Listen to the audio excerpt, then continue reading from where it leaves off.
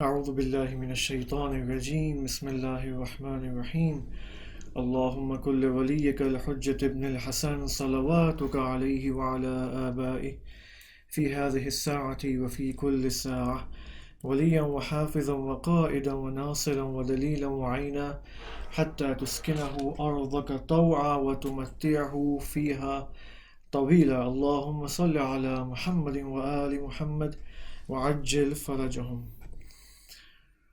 حضرت آدم اور حضرت حوا سلام اللہ علیہ زمین پر آ چکے ہیں، اور زمین پر آنے کے بعد جو واقعات ہوئے، جو فرامین اور احکام خداوند متعال نے ان دو ہستیوں کے لیے صادر کی، وہ آپ کی خدمت میں کل یا لاسٹ سیشن میں پیش کیے تھے۔ اب یہ قصہ اور یہ داستان اور زندگی در زمین یا زندگی بر زمین شروع ہو چکی ہے، اور دن گزرتے جا رہے ہیں، ٹائم نکلتا جا رہا ہے، اور زمان کا آغاز ہو چکا ہے، دن ہو رہے ہیں، رات ہو رہی ہے، صحیح ہے، ڈیز اینڈ منتھس گزر رہے ہیں، یہاں تک کہ حضرت آدم علیہ السلام کے بچے اور ان کے فرزندان اب بلوغ تک پہنچ چکے ہیں۔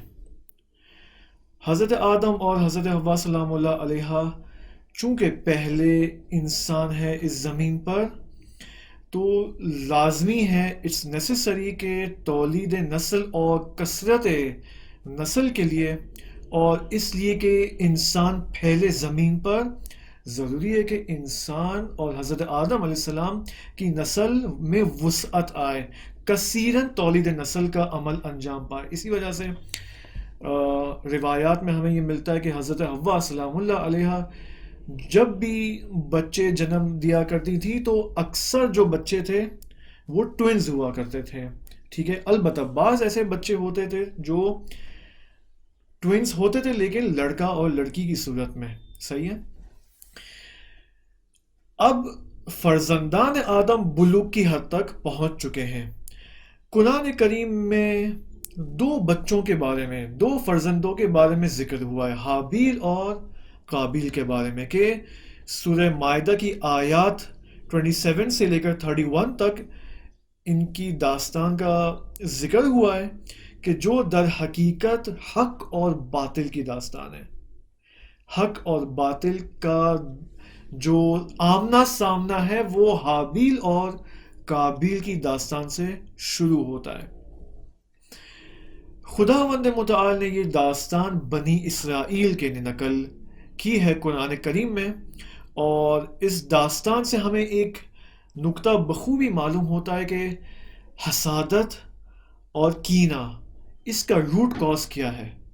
جب حسادت اور کینہ انسان کے دل میں آتا ہے شیطان کے ذریعے، تو کس طرح یہ پرورش پاتا ہے، پروان چڑھتا ہے، ٹھیک ہے، اور پھر اپنے انجام تک پہنچتا ہے، اور اس کی ظاہری شکلیں نظر آتی ہیں سوسائٹی کے اندر۔ اس داستان میں ہمیں یہ نقطہ بخوبی ملتا ہے کہ we will talk about this later on. اب بنی اسرائیل کو بتایا جا رہا ہے انہی آیات کے اندر کہ ان کی، دیکھیں، بنی اسرائیل بھی جب نبی اکرم صلی اللہ علیہ وآلہ وسلم کا ظہور ہوا تھا، ظہور اسلام، تب آپ دیکھیں بنی اسرائیل نے کس قدر حسادت کا اظہار کیا تھا۔ یہاں پر اس داستان کو بنی اسرائیل کے لیے اسی وجہ سے نقل کیا جا رہا ہے تاکہ ان کو یہ پیغام دیا جائے کہ یہ جو تمہارے دل میں حسادت ہے نبی اکرم صلی اللہ علیہ وآلہ وسلم کی نسبت، اس حسادت کا روٹ کاز کیا ہے، اس کی ہسٹری کیا ہے، صحیح ہے، اس کا تاریخی سرچشمہ کیا ہے اس حسادت کا۔ اب آپ دیکھیں یہ آیت 27 سورہ مائدہ، بسم اللہ الرحمن الرحیم۔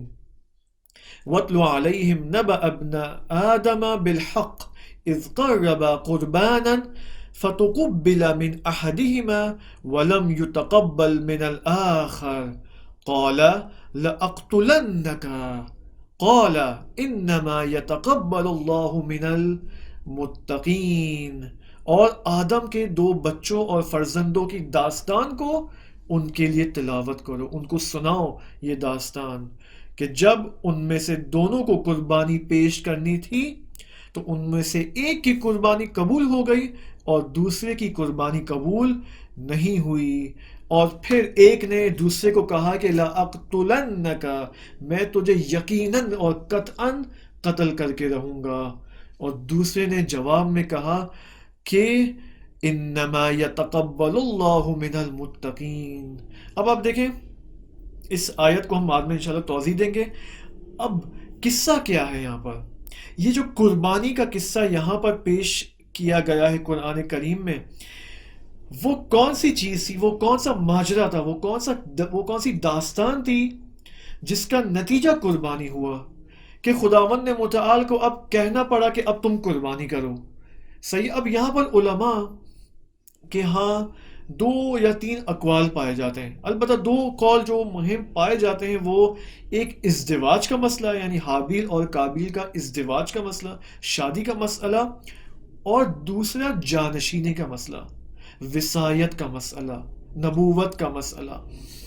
اب ہم دیکھتے ہیں، اب دونوں قول موجود ہیں، ازدواج اور جانشینی۔ اب آخر میں ہم علماء کی تعلیمات اور رہنمائی سے ایک قول کو یہاں پر انتخاب کریں گے، ٹھیک ہے۔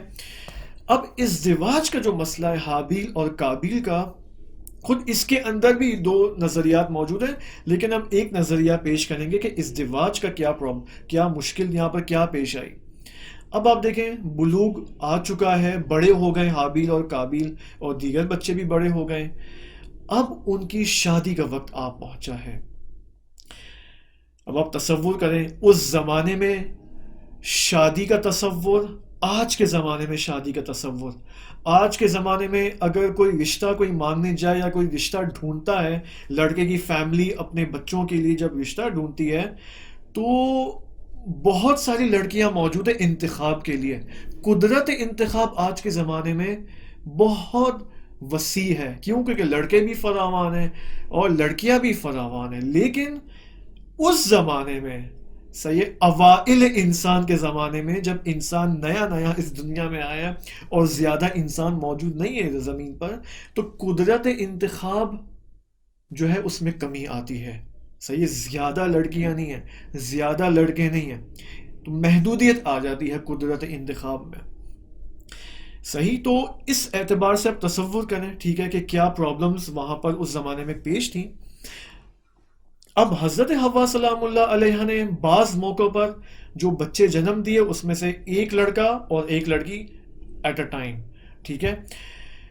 اب کیا کیفیت ہے؟ اب ہم دیکھتے ہیں کہ ازدواج حابیل اور قابیل کی یہاں پر کیفیت کیا ہے، کس طرح ان کی شادی ہوئی۔ حکم یہ آیا خداوند متعال کی جانب سے، ٹھیک، حضرت آدم کو علیہ السلام کو، کہ حابیل قابیل کی بہن سے شادی کرے گا اور قابیل حابیل کی بہن سے شادی کرے۔ صحیح، دوبارہ کہوں، حکم جو خداوند متعال کی جانب سے حضرت آدم کی نسبت آیا ہے وہ یہ ہے کہ حابیل قابیل کی بہن سے شادی کرے اور قابیل حابیل کی بہن سے شادی کرے، ٹھیک ہے۔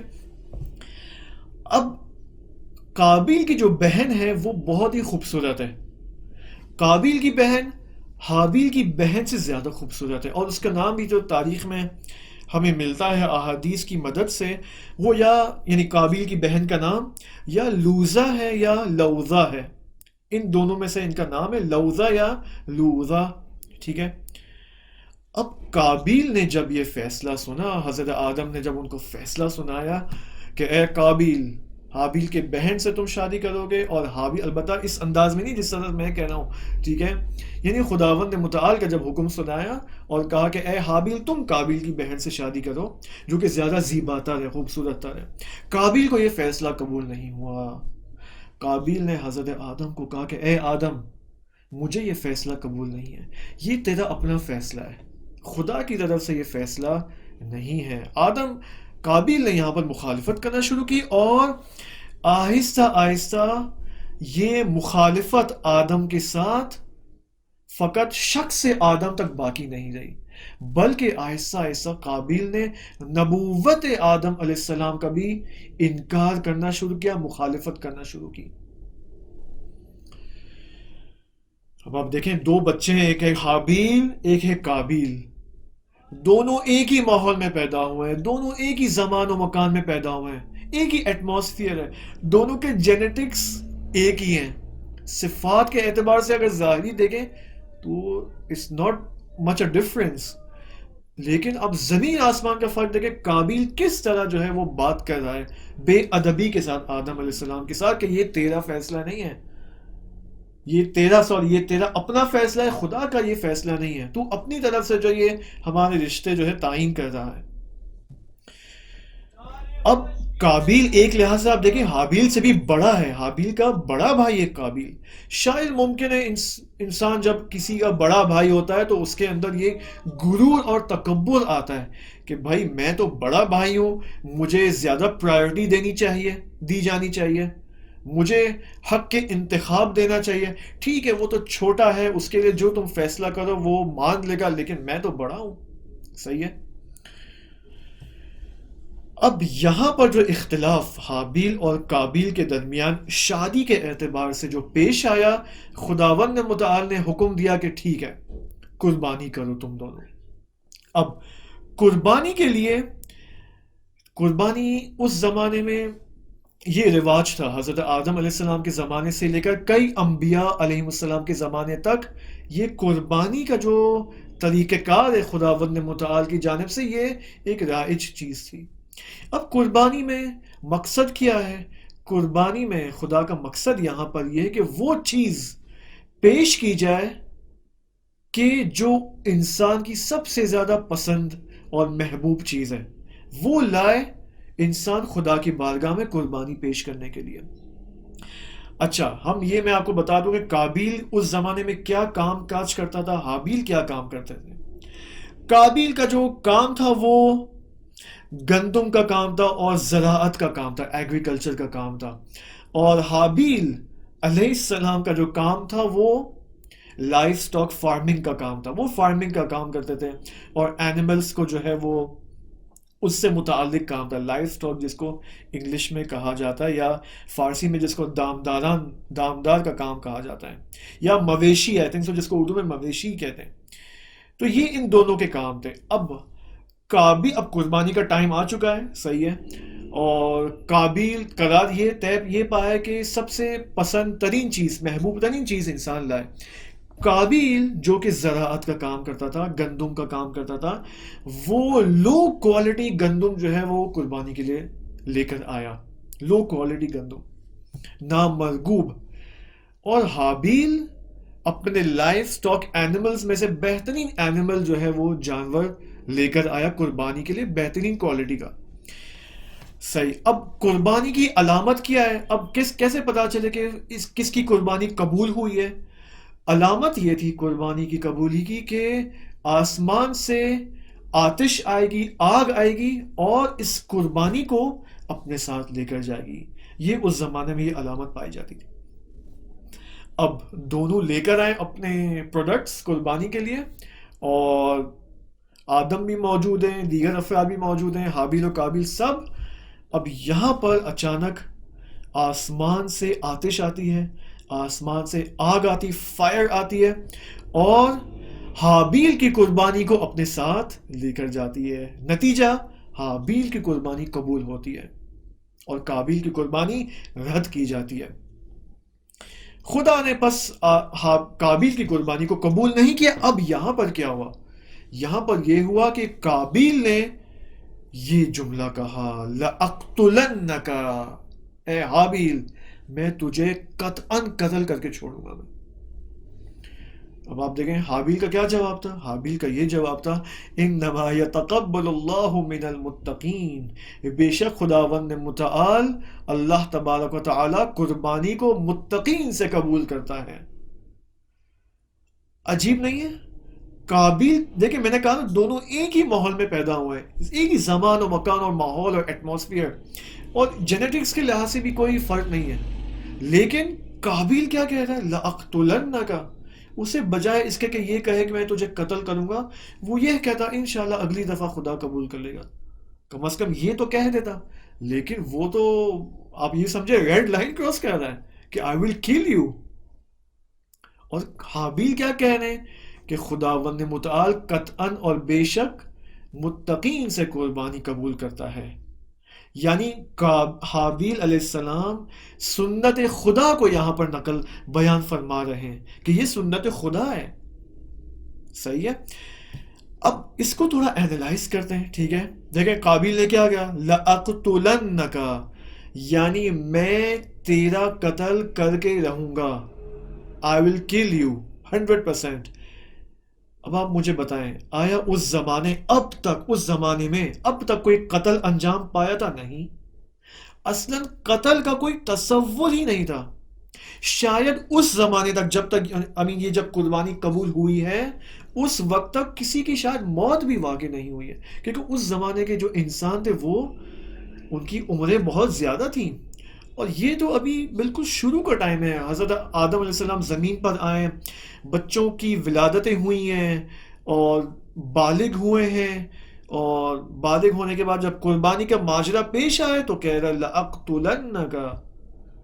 موت کا اس زمانے میں کوئی تصور نہیں تھا, آج تک کوئی اس زمانے تک کوئی قتل پیش نہیں آیا تھا. بس کس طرح یہ کیا, اب ہمیں یہ اینالائز کرنا ضروری ہے کہ کیوں قابیل نے یہ بات کہی, کیوں, اس کے پیچھے کوئی روٹ کاز تھا. وہ کیا تھا؟ دیکھیں, اس سے ہمیں اس جملے سے ایٹ لیسٹ ہمیں یہ پتا چل رہا ہے کہ قابیل کے اندر حابیل کی نسبت ایک کینہ موجود ہے, اور یہ کینہ پہلے سے موجود ہے. میں نے کہا نا root cause, root source, what's the source. وہ کینہ موجود ہے قابیل کے اندر, لیکن اب سے نہیں ہے. ایسا نہیں کہ قربانی کے بعد جب خداوند متعال نے قربانی قبول نہیں کی قابیل کے اندر, اب قابیل کے اندر کینہ پیدا ہوا اور اب وہ اظہار کرتا کہ میں تجھے قتل کروں گا. نہیں, یہ کینہ پہلے سے موجود تھا اس کے اندر, اور اب اس کینے کا نتیجہ ہمیں نظر آ رہا ہے اس جملے سے. لَأَقْتُلَنَّكَ اس کینے کا آؤٹ پٹ ہے. ٹھیک, لیکن حابیل کیا کہنا ہے, اِنَّمَا يَتَقَبَّلُ اللَّهُ مِنَ الْمُتَّقِينَ. اب آپ حابیل کے جملے کو دیکھیں, اس زمانے میں کوئی آسمانی کتاب نہیں تھی.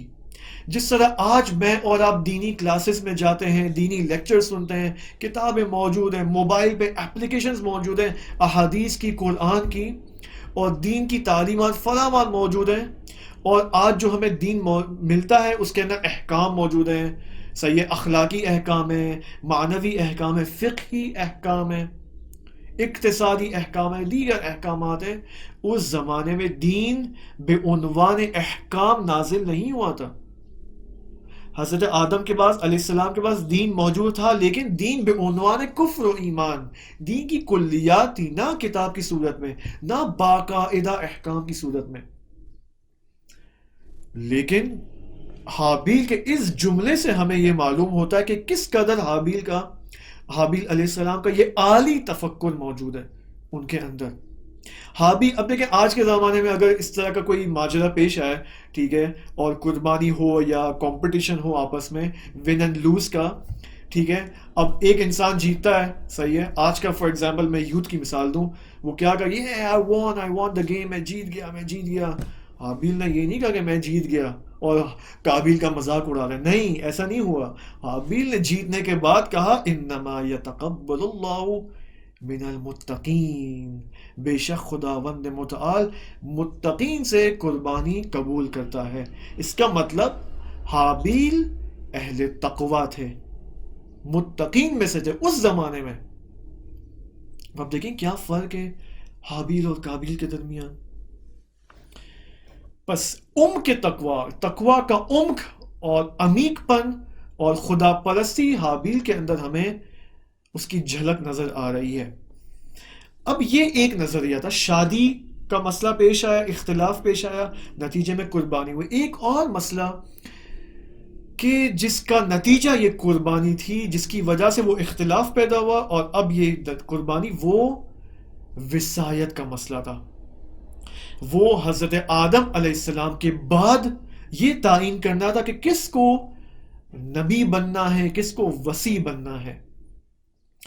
خداوند متعال کی طرف سے یہ فیصلہ آیا کہ حضرت آدم علیہ السلام کے بعد حضرت حابیل علیہ السلام وسیع ہوں گے حضرت آدم کے. اب یہاں پر خود مجھے اس وقت کنفیوژن ہے کہ آیا نبی بننا تھا حضرت حابیل کو یا وسیع بننا تھا، لیکن ظاہراً جو میرے سامنے جو نوٹس بھی موجود ہیں اس وقت اور جو علماء کی جو میں نے جو کتابیں پڑھی ہیں اس میں وسیع کا لفظ زیادہ ذکر آیا ہے کہ آدم علیہ السلام ان کے وسیع تھے، حضرت حابیل ان کے وسیع تھے حضرت آدم کے. اب خدا کا یہ حکم آتا ہے کہ وسیع آدم کو معرفی کیا جائے، انٹروڈیوس کیا جائے. انٹروڈیوس کرتے ہیں حضرت آدم کس کو؟ حضرت حابیل کو. دیکھا جائے تو قابیل بزرگ تر تھے، حابیل سے بڑے تھے ایج میں، بڑے بھائی تھے ان کے، لیکن نبوت کے لیے اور وصایت کے لیے کس کو چنا گیا؟ حابیل کو. یعنی اس کا مطلب حابیل کے اندر قابلیت موجود ہے، لیاقت موجود ہے. صحیح ہے.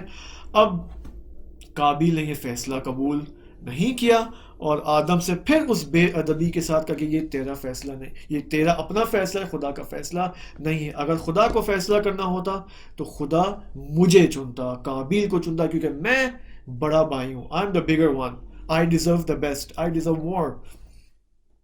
خوب. اب یہاں پر قابیل کے اندر حسادت پیدا ہوئی، صحیح نظر آئی، ٹھیک ہے، اس کے اندر آہستہ آہستہ. اب ہم دیکھیں گے اس کو، ٹھیک ہے. اب یہ حسادت اور کینہ انسان کے ساتھ کیا کام کرتا ہے، یہاں پر شیطان کے نظام کو انالیسس کرنے کی ضرورت ہے. اب دو نظریے موجود ہیں. اب معصومین علیہ السلام نے پہلے نظریے کو رد کیا ہے، یعنی شادی کے نظریے کو یہاں پر معصوم علیہ السلام نے رد کیا ہے، انکار کیا ہے. اور روایات میں ہمیں ائمہ علیہ السلام خود فرماتے ہیں کہ قابیل کی شادی ایک جن سے ہوئی تھی اور حابیل علیہ السلام کی شادی ایک جنتی حور کے ساتھ ہوئی تھی. ٹھیک ہے. اب آپ پوچھیں گے یہ کیسے پاسبل ہے، آیا آج کے زمانے میں پاسبل ہے یا نہیں ہے کہ ہم حور سے شادی کریں؟ دیکھیں ایسا نہیں ہے. تاریخ انسان میں علماء بیان فرماتے ہیں کہ ایک خاص زمانے تک یہ پاسبلٹی موجود تھی کہ بعض لوگ جن سے شادی کرتے تھے اور بعض لوگ حور بہشتی سے، حور جنتی سے شادی کیا کرتے تھے ایک زمانے تک. خاص طور پر اگر آپ سلیمان نبی علیہ السلام کے زمانے میں دیکھیں تو ان کی جو گورنمنٹ تھی، ان کی جو حکومت تھی، وہ حکومت در حقیقت جن بھی اس میں موجود تھے، فرشتے بھی موجود تھے اور دیگر مخلوقات بھی غیر از انسان موجود تھی کہ ان سب پر حضرت سلیمان نبی علیہ السلام کا کنٹرول تھا. سب تحت تسخیر ہے قدرت حضرت سلیمان تھے. بس ایک خاص زمانے تک یہ ہمیں ملتا ہے، لیکن اس کے بعد آہستہ آہستہ یہ شاید خدا کا لطف جو ہے وہ بند ہو گیا انسان کے لیے. اب اس کی کیا حکمت ہے نہیں جانتے ہم، لیکن یہ قطع. اب اگر معصوم علیہ السلام یہی فرما رہے ہیں کہ اگر جب یہ ہے کہ شادی جن سے اور فرشتے سے یا حور بہشتی سے ہوئی تھی ان دونوں کی، تو پس اس کا مطلب ہم ازدواج کا نظریہ یہاں پر رد کریں گے اور اس بات کو ہم قبول کریں گے کہ حابیل اور قابیل کے درمیان اختلاف کا جو سبب تھا، ریزن تھا، وہ وصایت کا مسئلہ تھا. حضرت آدم کے بعد کس کو اب وسیع بننا ہے، جانشین آدم کس کو بننا ہے، اب اختلاف اس پر ہے. اب حابیل نے جو قابیل کی دھمکی اور تھریٹ کا جواب دیا، اس میں ایک اور جواب ہمیں ملتا ہے. وہ یہ دیکھیں، ایک تو حابیل نے کہا کہ خدا جو ہے قربانی کس سے قبول کرتا ہے؟ متقین سے. اب اگلا جواب، یعنی جو ڈائریکٹ جواب ہے حابیل کا قتل کی دھمکی کے سامنے، وہ یہ ہے. دیکھیں لئن، اب حابیل کی زبانی، لئن بسطت الی یدک لتقتلنی، اے قابیل اگر تو اپنا ہاتھ بڑھائے گا میری طرف مجھے قتل کرنے کے لیے، ما انا بباسط یدی الیک لاقتلک، میں کبھی بھی اپنا ہاتھ نہیں پھیلاؤں گا تیرے سامنے تاکہ میں تجھے قتل کروں. انی اخاف اللہ رب العالمین، میں رب العالمین، اللہ رب العالمین کا میں خوف رکھتا ہوں. دیکھیں یہ حابیل کا جواب دیکھیں، علماء فرماتے ہیں اس جواب سے ہمیں معلوم ہوتا ہے کہ اسی شخص کے اندر، حابیل کے اندر جو ہے وہ نبوت کی لیاقت موجود ہے، نبوت کی قابلیت موجود ہے، ورنہ اس طرح کا جواب اور کون دے سکتا ہے؟ علامہ طباطبائی رحمۃ اللہ علیہ یہاں پر بیان یہ فرماتے ہیں کہ ان آیات سے ہمیں یہ معلوم ہوتا ہے، ان آیات کی اساس پر ہم یہ نتیجہ لیں گے کہ حابیل علماء باللہ میں سے تھے، علماء باللہ میں سے تھے۔ کیوں؟ کیونکہ ایک اور آیت میں قرآن مجید کے اندر سورہ فاطر آیت نمبر 28 میں یہ آیت ہمیں ملتی ہے کہ جس کے اندر عالم کی نشانی بتائی جا رہی ہے کہ عالم کے اندر اگر یہ نشانی ہو، اگر آپ کو یہ چیک کرنا ہو کہ یہ عالم ہے یا عالم نہیں ہے، تو آپ دیکھیں اس کے اندر یہ نشانی ہے یا نہیں۔ وہ آیت دیکھیں، انما یخشى اللہ من عبادہ العلماء، خشیت اللہ، خوف خدا اور خشیت اللہ عالم کے ہونے کی نشانی ہے۔ اب ممکن ہے ایک عالم ہو ظاہری طور پر، اس کے اوپر ابا ہو کبا ہو سب کچھ ہو، عالم کا یونیفارم اس نے پہنا ہو، لیکن خشیت خدا اس کے اندر موجود نہ ہو۔ اب خشیت خدا کے نہ ہونے کی علامت کیا ہے ایک عالم کے اندر؟ اس کے اوپر پھر تفصیلی بحث ہے، اس کی علامتیں موجود ہیں، ٹھیک ہے۔ اسی وجہ سے کہتے ہیں کہ انسان جب مجلس سننے جاتا ہے، ممبر پہ جاتا ہے، تو فوراً جو ہے وہ یہ مت سمجھنے لگے کہ یہ عالم ہے۔ صحیح، عالم کے کرائٹیریاز موجود ہیں۔ ہر ممبر پہ جو آنے والا ایک شخص ہوتا ہے وہ عالم نہیں ہوتا ہے۔ عالم ہونے کی کرائٹیریاز ہیں۔ ایک کرائٹیریا عالم ہونے کا یہ ہے کہ خوف خدا تو ہے، ایک کرائٹیریا یہ ہے کہ آپ یہ دیکھیں کہ اس نے پڑھا ہوا کتنا ہے، اس نے کتنے سال حوزے میں لگائے ہیں۔ کم از کم جو بزرگان دین، مجتہدین کرام، مراجع اعظام جو ہمیں علامتیں بتاتے ہیں ایک عالم ہونے کی، وہ یہ کہ کم از کم اس نے 10 سال ایٹ لیسٹ، چلے 10 سال نہیں، ایٹ لیسٹ اس نے، یہ جملے میں بتا رہا ہوں ان کے، کم از کم 6 ایئرز اس نے عمیق حوزوی تعلیم حاصل کی ہو۔ 6 ایئرز عمیق یعنی ڈیپ اینڈ ڈیپ، بہت ڈیپ اس نے 6 سال حوزے میں لگائے ہوں، اور اب وہ تبلیغ کے لیے اس نے اپنا سفر کا آغاز کیا ہے۔ ورنہ 6 سال سے پہلے جو تبلیغ کا سفر آغاز کر دے، یہاں پر کوئی گارنٹی نہیں ہے۔ دس از اے ڈینجرس۔ اب یہ آپ کا کام ہے، عوام کا کام ہے، لوگوں کا کام ہے کہ اس کو پرکھیں، چیک کریں یہاں پر۔ خیر، یہاں پر بہت مفصل بحث ہے کہ عالم کی نشانی یہاں پر کیا ہونی چاہیے خوف خدا کے علاوہ، اور وہ جو نظر آنے والی نشانی ہے، پریکٹیکل یعنی نشانیاں ہمیں نظر آتی ہیں حوزوی اعتبار سے، وہ کیا نشانی ہے۔ اب قابیل فرصت کی تلاش میں ہے۔ قابیل نے دھمکی دی تھی، لَأَقْتُلَنَّكَ، میں تجھے قتل کر کے رہوں گا۔ اب یہاں پر فرصت کی تلاش میں حابیل ایک دن اپنے اسی لائف سٹاک کے کام میں، فارمنگ کے کام میں جو ہے وہ مشغول تھے، اور اس کے بعد وہ گئے استراحت کے لیے، ریسٹ کرنے کے لیے۔ یہاں پر آپ دیکھیں شیطان نے، اب ابلیس اور شیطان کا یہاں پر رول بہت ہی واضح نظر آتا ہے۔ شیطان کس قدر انسان کو حبوط کروانے کے لیے، اس کے حبوط کے لیے درکار ہے۔ اب دیکھیں شیطان نے قابیل کو تعلیم دی کہ اے قابیل، آؤ میں تمہیں سکھاتا ہوں کہ قتل کس طرح کرتے ہیں۔ صحیح، قتل کا ایک کریش کورس، ایک شارٹ کورس اس نے کرایا، ٹھیک ہے، اور فری آف کاسٹ، ٹھیک ہے۔ شیطان کبھی بھی پیسے نہیں لیتا جس طرح آج ہم پیسے لیتے ہیں، خوب، کیونکہ اس زمانے میں قتل تھا ہی نہیں، قتل کا تصور ہی نہیں تھا۔ قابیل کے ذہن میں بھی کوئی قتل کا تصور نہیں تھا۔ اگر اس نے کہہ بھی دیا لَأَقْتُلَنَّكَ، اب وہ پریشان ہے، میں قتل کی دھمکی تو دے دی، اب میں کیسے قتل کروں اس کا۔ یہاں پر اب شیطان اس کی مدد کے لیے آتا ہے اور قابیل کو قتل کرنا سکھاتا ہے۔ صحیح، اب قابیل نے تعلیم حاصل کر لی قتل کی، اور ایک دن وہ آتا ہے، حابیل علیہ السلام استراحت کر رہے ہیں، ہی از ریسٹنگ، اور وہ قابیل بڑا پتھر لے کر آتا ہے اور انفارچونیٹلی حابیل کے سر پر دے مارتا ہے، اور نتیجے میں حابیل کا قتل ہو جاتا ہے، and he dies on the spot۔ اب یہاں سے صحیح ہے، یہاں تک یہ ماجرا پیش آ گیا، قابیل اور حابیل کی داستان آپ کے سامنے پیش کر دی۔ اب یہاں پر بہت سارے تربیتی نکات ہیں، اور ایسے تربیتی نکات ہیں کہ اگر میں اور آپ ان نکات کو نہ جانیں تو کیا پتا میں یا آپ یا ہمارے اطراف میں بعض ایسے لوگوں جو قابیل کی سرنوشت اور اس کے انجام سے دوچار ہو جائیں۔ لہٰذا میں آپ سے گزارش کروں گا کہ یہ نکات جو آج اور کل پیش کیے جائیں، کل کا بھی سیشن ہم قابیل قابیل کے بارے میں بھی ہم بات کریں گے کہ اب مثلا اس نے قتل کر دیا حابیل کا، اب لاش کا میں کیا کروں؟ قابیل اب یہ پریشان ہے کہ اب لاش کا میں کروں کیا؟ ٹھیک ہے، یہ سب وہ اس کے ذہن میں یہ باتیں چل رہی ہیں کہ اس کے بارے میں ہم کل آئیں گے انشاءاللہ. لیکن اب یہاں پر ہمیں یہ دیکھنا ہے کہ قابیل کا انجام کیا ہوا. صحیح ہے، اس نے قتل کیا، اب اس کے بعد ہوا کیا؟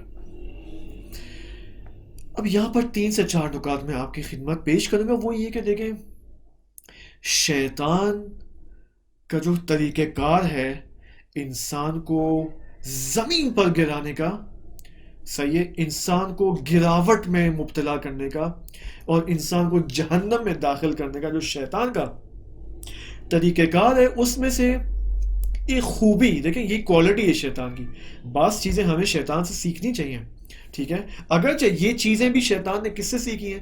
خدا سے سیکھی ہے. ٹھیک ہے، دیکھیں شیطان اپنے مقصد تک پہنچنے کے لیے، انسان کو گمراہ کرنے کے لیے جلد بازی نہیں کرتا.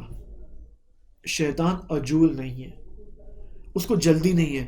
وہ میری اور آپ کی طرح نہیں ہے کہ بھائی آج رات ہی مجھے نتیجہ چاہیے. صحیح ہے، آج میں نے پروجیکٹ بنایا، ٹوڈے آئی ہیو پلانڈ کہ مجھے اس بندے کو گمراہ کرنا ہے، اور اے شیطان، اور شیطان جو ہے وہ اپنے کارندوں کو کہتا ہے کہ بھائی کل تک یہ مجھے بندہ گمراہ چاہیے. نہیں، شیطان کا یہ طریقہ کار نہیں ہے. شیطان راضی ہے، ہی از ریڈی کہ وہ 10 سال 20 سال 50 سال انتظار کرے ایک شخص کو گمراہ کرنے کے لیے، ضلالت میں مبتلا کرنے کے لیے. شیطان اس بات کے لیے ریڈی ہے، اس بات کے لیے پیشنس اور صبر دکھانے کو تیار ہے کہ کس طرح ایک قوم کو، ایک معاشرے کو، ایک سوسائٹی کو ضلالت میں مبتلا کرے. صحیح ہے، آپ دیکھیں انسان اگر گمراہ ہوتا ہے، اس کی گمراہی میں ٹائم لگتا ہے. It takes years. ایسا نہیں، دیکھیں ایک انسان نمازی ہے، نماز پڑھ رہا ہے، روزے رکھ رہا ہے، ٹھیک ہے، اول وقت نماز پڑھ رہا ہے، جھوٹ نہیں بولتا، ہمیشہ سچ بولتا ہے، ماں باپ کا احترام کرتا ہے، اور اس کے دوست بھی بہت اچھے ہیں، برے دوست نہیں ہیں، سب مسجد میں بھی جاتا ہے، ہمیشہ مسجدی انسان ہے. ٹھیک ہے، اب شیطان اگر اس کو گمراہ کرنا چاہے تو آپ کو کیا لگتا ہے کہ یہ ایک دن میں گمراہ ہو جائے گا؟ نہیں، کبھی نہیں.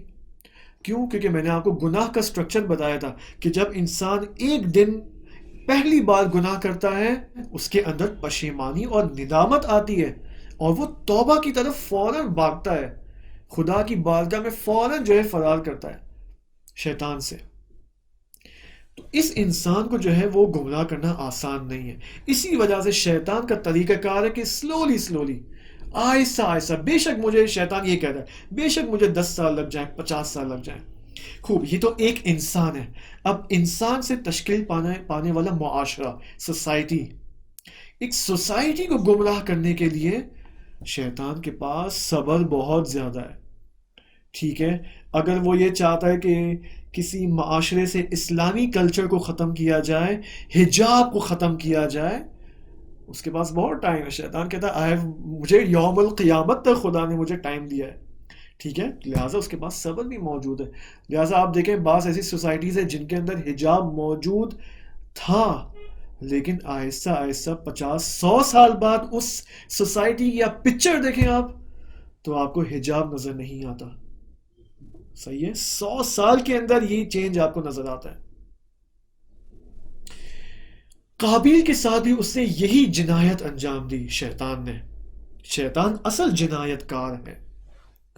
اب قابیل دیکھیں، اسی وجہ سے قرآن میں بھی یہ جو ابھی آپ کے سامنے مطالب پیش کیے، قرآن مجید نے یہ آیت سورہ مائدہ کی آیت نمبر 30 میں یہ بات فرمائی ہے خداوند متعال نے کہ فطوعت له نفسه قتل اخیه فقتله فاصبح من الخاسرین. پھر اس کے نفس نے اسے بھائی کی قتل پر آمادہ کر دیا، اور اس نے اسے قتل کر دیا، اور وہ خسارے والوں میں شامل ہو گیا، خسران کے طبقے میں شامل ہو گیا. اب آپ دیکھیں یہاں پر جو لفظ آیا ہے، اس آہستہ کو پہنچانے کے لیے کہ کس طرح انسان آہستہ آہستہ گمراہی میں جاتا ہے، اور مثلا اس کا نتیجہ بھی قتل ہوتا ہے، چوری ہوتی ہے، اور دیگر کرائمز اور جنایتیں ہوتی ہیں. اس کے لیے جو لفظ ہے وہ طوعات ہے. طوعات عربک گرامر میں باب تفاعل سے ہے. عربک گرامر کے مختلف خاندان آف الفاظ ہیں، اس میں سے ایک خاندان اور ایک باب چیپٹر اس کو کہتے ہیں باب تفاعل. یعنی جب ایک لفظ باب تفاعل میں آ جائے تو یہ سلو ہونے کا معنی دیتا ہے، تدریج کا معنی دیتا ہے، آہستہ کا معنی دیتا ہے. تو یہاں پر فطوعت لہو نفسہو، صحیح ہے، پھر اس کے نفس نے اسے بھائی کے قتل پر آہستہ آہستہ آمادہ کیا.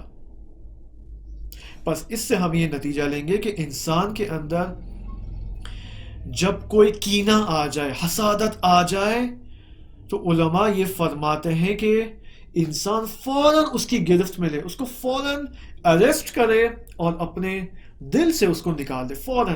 کیوں؟ کیونکہ اگر میرے اور آپ کے اندر 1% کینہ ہوا اور اگر ہم نے اس کو اگنور کیا تو بعد میں شیطان اسی 1% آف کینہ سے استفادہ کرے گا ایک خاص موقع پر، کیونکہ شیطان اپورچونٹی کی تلاش میں ہوتا ہے، فرصت کی تلاش میں ہوتا ہے. صحیح؟ تو علماء اسی لیے فرماتا ہے کینہ جب دل میں آ جائے فوراً اسے نکال دو، کیونکہ شیطان بعد میں اسے استفادہ کر سکتا ہے، اس کو یوز میں لا سکتا ہے.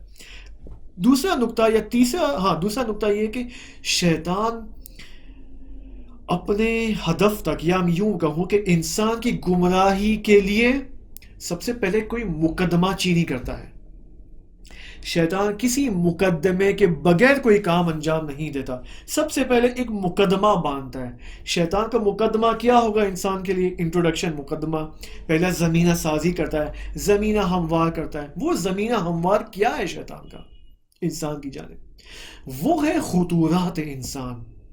خطورات دیکھیں یہ عربک ٹرمینالوجی ہے، صحیح، جو احادیث میں بھی آئی ہے اور علماء کے کلام میں بھی آپ کو یہ ٹرمینالوجی ملے گی. وہ کیا؟ خطورات. اردو میں بھی غالباً استعمال ہوتا ہے. یعنی انسان کے اندر ایک خطور آتا ہے، ایک آئیڈیا آتا ہے، ایک آواز آتی ہے. صحیح ہے. مثلا ایک مثال لے لیتے ہیں، ٹھیک ہے، آج کل کورونا وائرس چل رہا ہے، ٹھیک ہے، ہر جگہ دنیا میں بہت سارے ویلدی لوگ، ثروت مند لوگ یا مڈل کلاس لوگ اس وقت فقیر ہو چکے ہیں. اور مسلمان کی ہم بات کر رہے ہیں، اس وقت میں مسلمان کی بات کر رہا ہوں. مسلمان جو مڈل کلاس میں وہ فقیر ہو گئے، کہ خدا ان کو فقیری سے نکالے. خدا تمام لوگوں کی اقتصادی مشکلات جو کورونا وائرس کی وجہ سے پیش آئی ہے، بحق کے ایام ماہ رمضان تمام لوگوں کی اقتصادی مشکلات کو حل کرے. لیکن ہوتا یہ ہے کہ حدیث میں بھی ہے کہ انسان فقر کے اندر، فقر کی حالت میں کفر میں بھی مبتلا ہو جاتا ہے. انسان فقیری کی حالت میں چوری کرنے تک چلا جاتا ہے، کرائمز میں مبتلا ہو جاتا ہے. ٹھیک ہے. اب ایک انسان مسلمان ہے، فقیر ہو چکا ہے، اس کے ذہن میں خطور آیا ہے کہ بھائی گھر میں پیسے نہیں ہیں اور بیوی بھی بھوکی ہے، بچے بھی بھوکے بیٹھے ہیں، کیا کروں میں؟ کوئی جاب بھی نہیں مل رہی، ٹھیک ہے، نہ میرے اندر عقل ہے کہ میں کوئی آن لائن جاب لے لوں، نہ میرے اندر عقل ہے کہ میں اپنی عقل لڑاؤں تاکہ، صحیح ہے، یہ ساری باتیں. انسان اگر عقل سے کام لے تو اس کو چوری کرنے کی ضرورت نہیں ہے. اس کو بہت ساری جابز آج کے زمانے میں کم از کم خود کورونا وائرس کے ایام میں اس وقت بہت سارے لوگ ہیں جن کی جاب ہاتھ سے چلی گئی ہے، لیکن انہوں نے آن لائن جابز کو اختیار کیا اور آج دوبارہ اپنے ٹریک پر آ گئے اور اپنی فائنینشیل سٹیبلٹی میں دوبارہ آ چکے ہیں. صحیح ہے. آج اگر کسی کے پاس جاب نہیں ہو تو یہ واقعی افسوس کی بات ہے. آج کے زمانے میں بہت سارے، یعنی اگر آپ خود انٹرنیٹ پہ جائیں، یوٹیوب پہ جائیں، صحیح ہے، بہت ساری چیزیں موجود ہیں جو انسان گھر بیٹھے بیٹھے کر سکتا ہے. صرف سوچنے کی اور جستجو کرنے کی دیر ہے. صحیح ہے. اور ساتھ ساتھ توکل علی اللہ کی دیر ہے. ٹھیک. اب اس بندے خدا کے اندر چوری کا خطور آیا ہے. اب دیکھیں یہاں پر مراحل ہیں، مراتب خطور کے مراتب ہیں. جب پہلی دفعہ انسان کے دل میں، انسان کے ذہن میں خطور آتا ہے تو یہ بجلی کی طرح ہوتا ہے. خطور آتا ہے چلا جاتا ہے. وہ خطوط بیٹھتا نہیں ہے، راسخ نہیں ہوتا. یوں نہیں کہ مثلا خطوط آیا 5 منٹ کے لیے بیٹھا وہاں پر اس کے ذہن میں اور اس نے سوچنا شروع کیا. نہیں، ایسا نہیں ہے. خطوط آتا ہے بجلی کی طرح اور چلا جاتا ہے. انسان اپنے سب کانشیس میں اس کی طرف متوجہ ہوتا ہے، البتہ اس کو اگنور کر دیتا ہے انسان. پھر دوبارہ شیطان اس کے ذہن میں خطوط ڈالتا ہے، خطوط کا دوسرا مرتبہ. اب یہاں پر یہ ٹائم ہوتا ہے کہ انسان کے ذہن میں یہ خطوط کچھ لمحے اور کچھ دیر اور یہ خطوط بیٹھ جاتا ہے، پھر چلا جاتا ہے. پھر انسان اس کو دوبارہ اگنور، نہیں یار چوری میں نہیں کر سکتا، یہ قابل قبول نہیں ہے، میری فیملی بھوکے مر جائے لیکن میں چوری نہیں کروں گا. ٹھیک ہے، انسان اس طرح سوچتا ہے. اب دوبارہ تیسری مرتبہ دوبارہ خطوط آتا ہے کہ میرے بھائی یہ ساری باتیں جو ہے نا سائٹ پہ، آپ جاؤ پیسے لو، چوری کرو، موبائل چھینو. اب تیسری دفعہ جب یہ خطوط آیا ہے تو انسان کے اندر یہ خطوط راسختر ہوتا چلا جاتا ہے، ثابت ہوتا چلا جاتا ہے، اس کے ذہن میں ثبات پکڑ لیتا ہے، یعنی راسختر ہوتا چلا جاتا ہے، یعنی it gets to stick inside the mind. صحیح ہے. تو یہ راسختر ہوتا چلا جاتا ہے. اگر انسان، اب یہاں پر انسان کا اختیار ہے، دیکھیں انسان کا اختیار ہے، یوں نہیں ہے کہ یہاں پر کوئی زبردستی کی کوئی فورس ہے. یہاں پر there is no force here.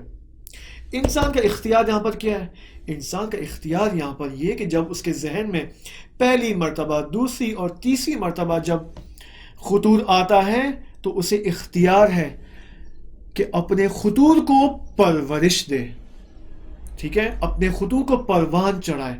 اگر اس نے اپنے خطوط کو پروان نہیں چڑھایا، الحمدللہ وہ شیطان کے اس چنگل سے، ٹریپ سے بچ جائے گا. لیکن اب آپ دیکھیں، اگر انسان نے اپنے خطوط کو پروان چڑھایا، پرورش دی اس نے، مثلا اس کی بیوی کہہ رہی بھائی کیا کریں، وہ بھی ایمان کی کمزور ہے، ٹھیک ہے، اسے بھی مادیات اور مٹیریلزم پہ اور ان اسباب ظاہری پر زیادہ توکل ہے اسے، نہ کہ خدا پر توکل ہے اسے. اور وہ بھی جو ہے وہ اس کے اپنے ہسبینڈ کے کام میں بانٹ ڈالتی، یار مسئلہ نہیں ہے، چلو ہم دونوں مل کے کرتے ہیں چوری، میں بھی آپ کا ساتھ دیتی ہوں. ٹھیک ہے. اب صحیح، اب جب خطوط، اب اس نے جب پروان چڑھا ہے، اب دوبارہ اس کے اندر یہ خطوط آتا ہے اور اینڈ رائٹ ابھی اس وقت 100% ہو چکا ہے. اب وہ آمادہ ہو چکا ہے. اب انسان کے اندر اس چوری کی جانب احساس تمایل آ چکا ہے. اب اس کے اندر اشتیاق اور شوق آ چکا ہے. اب وہ مشتاق ہو چکا ہے اس عمل گناہ کی جانب. اور پھر یہاں پر انسان چوری کو انجام دیتا ہے اور شیطان اپنے مقصد میں کامیاب ہو جاتا ہے. قابیل کے ساتھ یہی ہوا، قابیل کے ساتھ یہی ہوا.